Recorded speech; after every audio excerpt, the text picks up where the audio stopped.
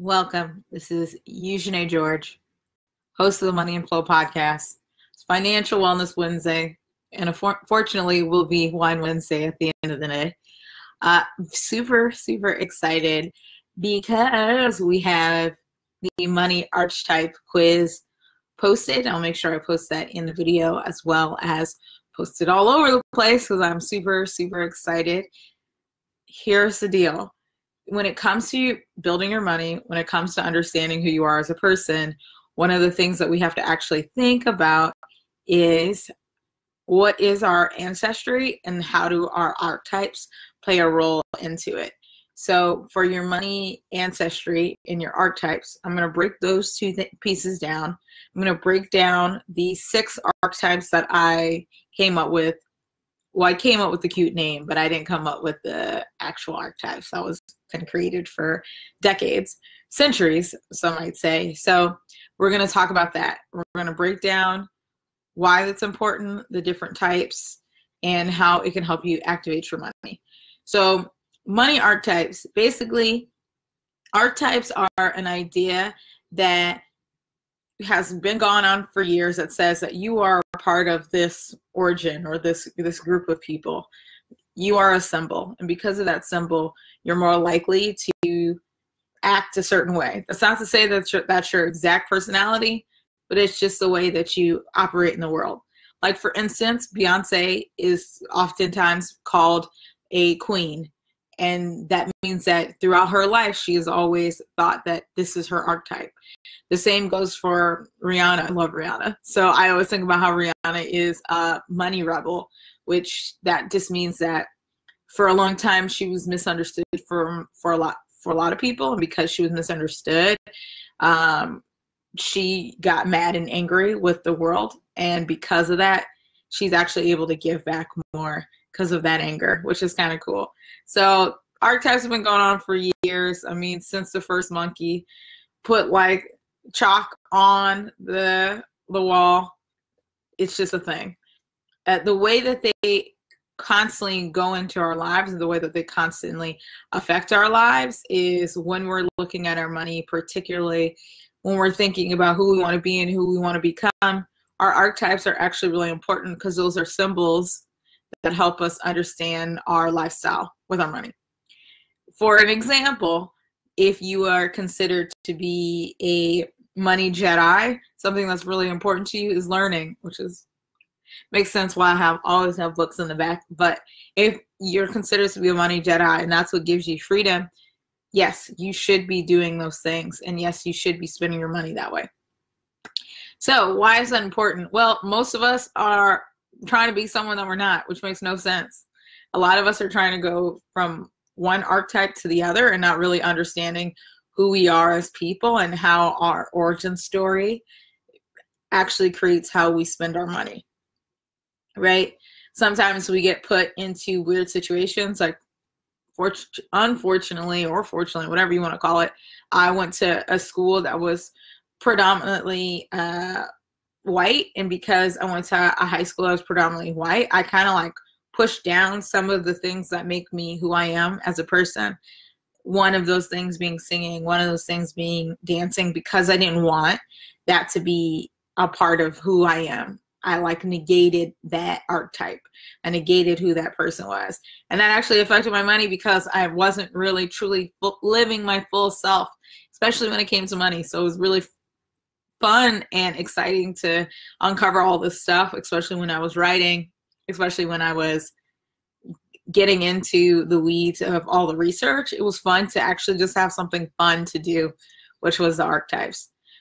So we're going to go over some of these. I have them all written out, and so I want to make sure that I'm super clear. An archetype, you can look it up anywhere. If you just type in archetype, I think one of the things that makes you unique, though, is if you look at your archetype and you look at your history and you see where both of those actually can help you build a new path for your future when it comes to your money. So one of the archetypes, let me just actually say them all. So you have your money chameleon, you have a money rebel, you have the money nurturer. You also have the money queen. You have the money huntress. And then you also have the Jedi money queen. Okay, or Jedi, the money Jedi. The names are sometimes still frustrating for me, but we'll work it out. All right, so let's just dive into really specific things, specifically if you are a certain person and what is your archetype, and then how does that identify your money story. So for starters, one archetype that a lot of people identify with is the lover. That's like, you give love, you receive love, you're Aphrodite. There's so much about you that breeds love. And that's what I like to call the money chameleon. That's the person that, you know, and I have like a couple of friends like that they're consistently magnetic. Their personality, their archetype, everything about them is so magnetic that when you hang out with them, they always have like these crazy experiences because people are attracted to them. For example, one of my closest friends always had a man or woman say that they were in love with her. They would like write her these love letters. We would be like at dinner on her birthday and somebody was like, I've always been in love with you, like all types of stuff. And I was like, this is not my lifestyle. I don't understand this person. I don't understand I don't get this person because it is not me. But there are lots of folks that are these money chameleons that things are just attracted to them. And for a long time, we were programmed to see that the person that was the quote unquote lover, the person that gave a lot of love, is weak, but actually that's not the case at all. Actually, the person who is the money chameleon, if they understand how they can attract their money magnet or how they can understand their money, they can make beautiful stories, they can make amazing artwork, they can give love in so many different ways. And there are a lot of people that are able, like Elizabeth Gilbert, when she wrote Eat, Pray, Love, she wasn't making all that much money, but because she tapped into her creative side, her loving side, she was able to save more money. She was able to give more money. And that's why she was able to eat, pray, love. That's what that whole book is about. That's how it became a national bestseller. So she was able to channel that love. Now, I could talk about the positives and negatives, but I think what is really important, especially if you're learning about your archetype for the first time, is to actually think about, what does it have to do with your money? So I always say in the Money Ancestral Archetype course, I say, like, who or what in your childhood told you that you couldn't make money with your idea? Lots of times people that are lovers, people that have the money chameleon, I keep calling it chameleonaire, but the money chameleon archetype, they're most likely to have this amazing idea and they don't put it out in the world because they think no one's going to love it. Or they think, I know tons of people that are considered to be lovers and they don't write their book. They have all these ideas and they never do them. They never do them. So who or what in your childhood told you that you can't make money with your idea? It's like key number one. I have one friend that is considered to be a money chameleon and talks about writing a book, tells me about writing a book, and has never done it. So that's a problem, especially if that's the way you give love and receive love. So the next one is the money rebel. So the money rebel, you are a misfit. I really appreciate the money rebels because they're the ones that tell you, they're the ones that are posting a lot of times on Facebook. They're the ones that are telling you what's up. If you don't have a money rebel, which is called the maiden, that's really debatable, but if you don't love the money rebel, there's something wrong with you, because you got to understand that person and you have to understand why they're like that. And you also have to understand how you can appreciate them. So if you are a money rebel, why paying attention to your money is so important is because if you channel your rebelliousness, quote unquote, into something powerful, you could start an empire. Like 100 time and time again, there have been successful people that have said and had a different unique story, and that's what people thrive off. That's what people want. So for example, Sophia Amoroso from Girl Boss, clear example of a money rebel. had a really crazy childhood. Actually grew up in close to the neighborhood that I grew up in. And she used eBay to start selling vintage clothes, and that vintage clothes turned into empire. The empire didn't do so hot after like 5 to 10 years. That's all right, because guess what? Now she has like a show on Netflix called Girl Boss. She got all these girls that are hitting up all of the Girl Boss conferences. So she figured it out. And so really owning, if you're considered to be money rebel, if you consider to own your own power, you got to understand who and what you are and why you being rebellious or not understanding what the man is telling you to do, why that's so important. Now, here's the thing that is really interesting about the money rebel. And I want to talk about the challenges for this one, because this is something that affects a lot of people, and it actually affects a couple of people that I'm working with right now. So I want to make sure I put that in there. Now, if you have a challenge with authority, okay, most of the time money rebels have it. If you have a challenge with authority, you don't like it, there's something that rubs you the wrong way, if you don't understand, quote unquote, the healthy masculine, please don't type Tony Robbins or any other of that crap. But like, if you don't understand the healthy masculine, male or female, whoever has a strong sense of, we got to get this done, we got to do it, that's going to affect you. That is single-handedly going to affect your money, which sounds crazy.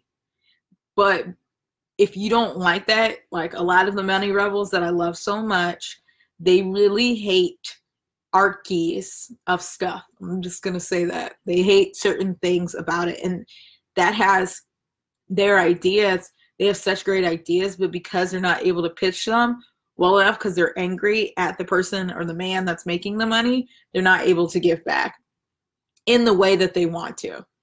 I can think about 25 women right now in my brain that have this mentality. And, you know, if you lived in California, if you grew up in California, there's a lot of money rebels up in here. And it really is about understanding how the negative masculine, or the negative person, the person that is demonstrating negative masculine, is not helping you with your money. Focusing on the positives of the feminine and the masculine. We can talk about that later. You can schedule a call with me. We can talk about it for days. It's not a problem. So that was fun. I just wanted to make sure I had to put that one out there, because that's something that blocks a lot of women that I know. And of course, I'll never say that to their face unless they ask me. So now the next one, the money nurturer. Oh my gosh. Whew. You are this person that gives so much life to the world. You are very loving. You're the mom and dad, or dad in your group. You're always trying to protect relationships. Even if that means you have to put yourself, kind of like a Joan of Arc experience, you have to put yourself out there just so everybody can understand who you are and how you can help others. Without you, we wouldn't have them. Like, if we really think about it, without you, we wouldn't have strong sense of communities, strong sense of family. So because of the creative money type, being a creative money nurturer is something that is really, really important. If you love yourself, if you love your family, there are lots of people that are like that. I really respect that group of folks, because they understand that it's not about ever having a vendetta.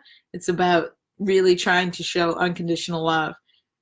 Even though people don't say that, that's what a lot of money nurturers believe.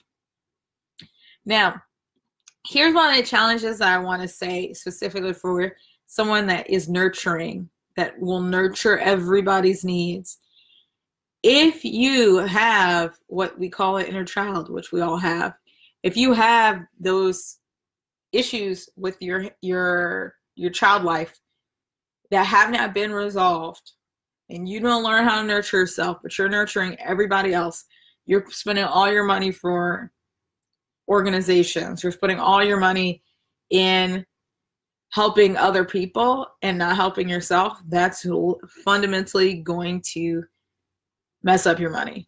If you have an inner child and you don't know how to nurture that person, that kid,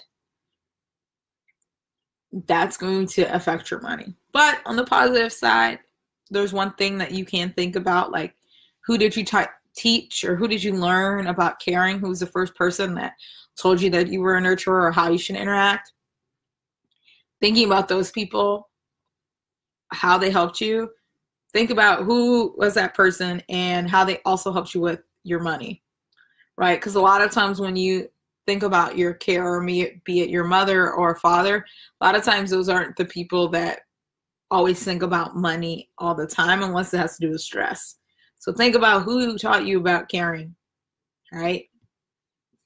Now the next one, is the money queen, okay? So paying attention to your money is great because you are the person that's typically regal.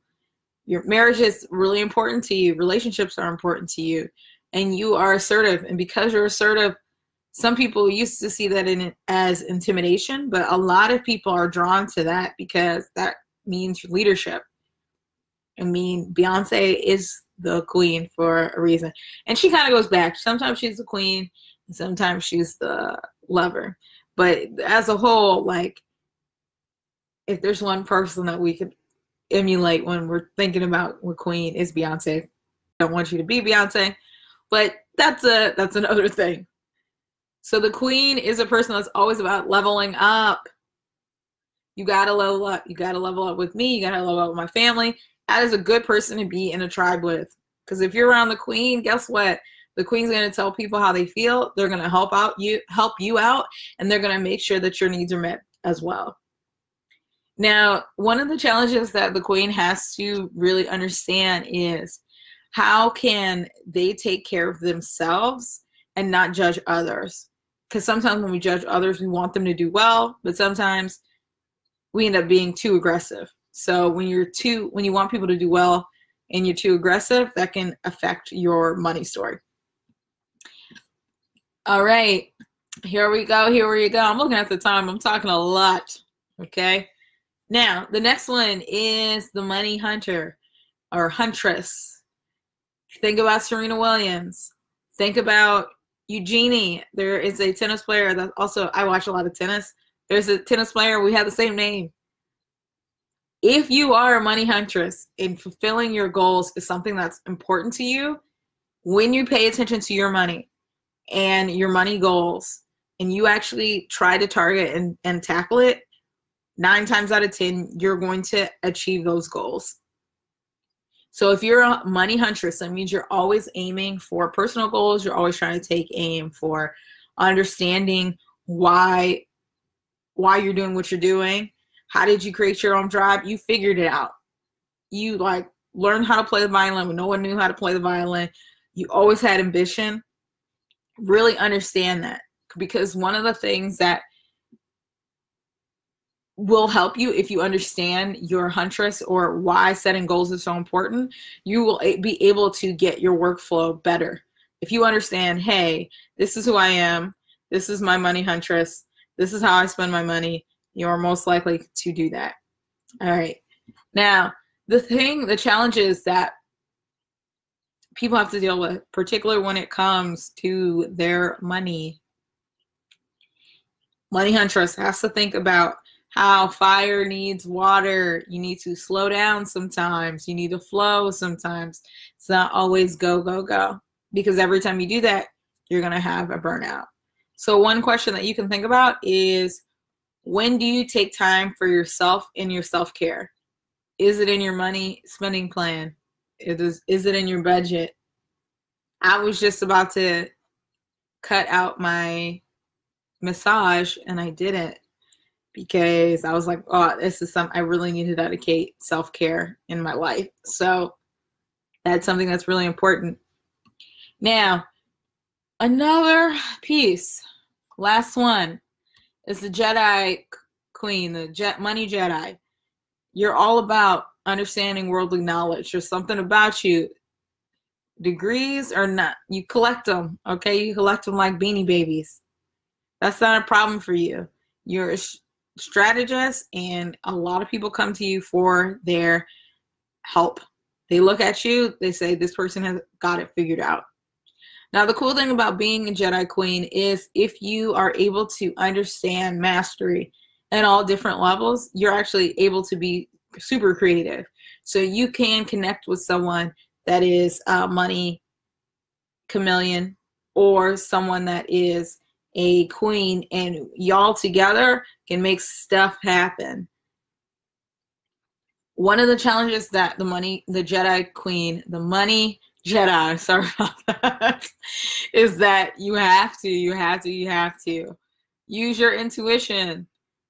A lot of people that are considered to be quants, I have to do this, X, Y, Z. If you're considered to be a quant, you are less likely to think about your intuition as a way to guide you to your path. So for instance, sometimes I feel like I flow mostly in the money Jedi thing. Most of you hear me, I sound very clear, sometimes robotic. Once I realized that was the thing that was going to help me be more creative, that's when I moved into financial planning. Once I was able to see that this is how I'm going to help people, this is also how I'm going to make an income, this is how I'm going to build my money legacy or what have you, that's when I was able to target my focus into other things. So one of the things that you can push yourself to do is, do you have a plan for your life? And if you have a plan for your life, do you have a plan for your money for your life? So a lot of times, money Jedis are typically, they will get so many degrees, so many certifications, and not really think about money in that sense. Some of them will get, scholarships and things like that, but not think about money as to, oh, my life plan requires me to make a certain amount of money. So that's something to think about. So that was it. That was the whole rundown of all the archetypes. There's a free mini course that's a little bit more detailed, and it gives you PDFs with how to understand them. But before, if you don't actually know what your money archetype is, there's a quiz. So I'll make sure I put that in the link. It's not really below, it's like to the side. So I'll put that in the link to the side. And yeah, that's pretty much it. We're working on launching a money ancestral financial planning course. It's coming out next week. So we're getting a whole bunch of folks in it. And what it's going to do is actually help you understand how your ancestry will help you understand your money, how these archetypes help you understand your money problems. What happens when you have your old crap moments? Is that in your money plan? Do you hate that word budget? Yuck. Lots of people do. You need to change the word to spending plan or cash flow, whatever it may be. We will uncover those stories. I'll make sure I put both of those in the link below. Have a beautiful Wednesday. I'm so excited. When I'm done with writing this freaking book, I will be drinking wine on Facebook Live. It's so close. I'm so close to being done with the second draft. It's just every time I think it's going to be done, I get a new interview. There's something else that magically happens, but the book pre-sale will be out by July. So there you have it. All right. This is Eugenie from the Money and Flow podcast. Thanks for tuning in.